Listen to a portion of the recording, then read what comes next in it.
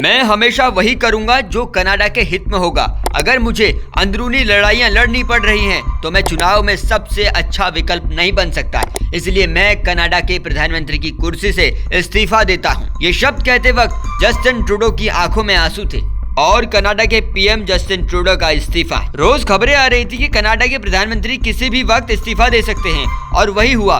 सोमवार रात खबर आई कनाडा के पीएम जस्टिन ट्रूडो को प्रधानमंत्री की कुर्सी छोड़नी पड़ी है। ट्रूडो के सत्ता से जाने के पीछे एक नहीं बल्कि कई वजह हैं। टाइमलाइन से एक एक वजह बताएंगे और कनाडा के प्रधानमंत्री की कुर्सी अब कौन संभालेगा, इस्तीफे के दौरान रुआंसा होकर क्या बोले जस्टिन ट्रूडो, सारी डिटेल आगे देखिए। ट्रूडो के इस्तीफे की वजह नंबर 1।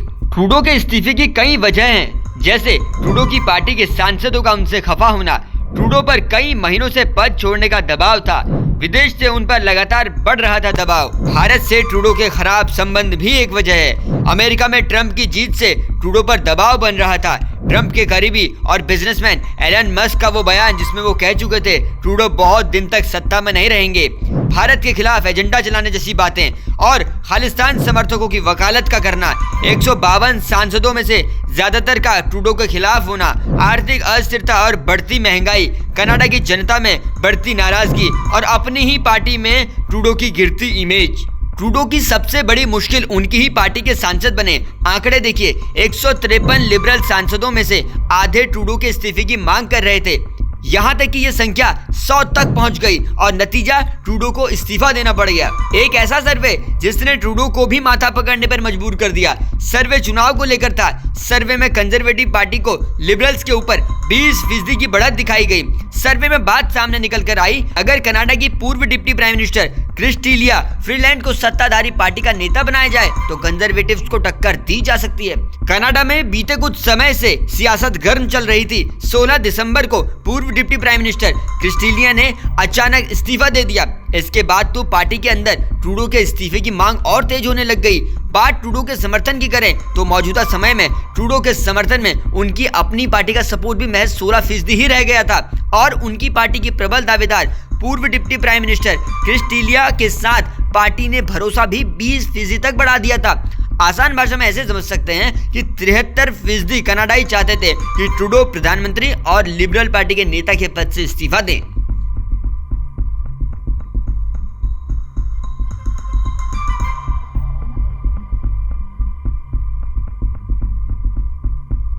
ट्रूडो के सत्ता से जाते ही उनकी कुर्सी के दावेदारों की लिस्ट भी लंबी है।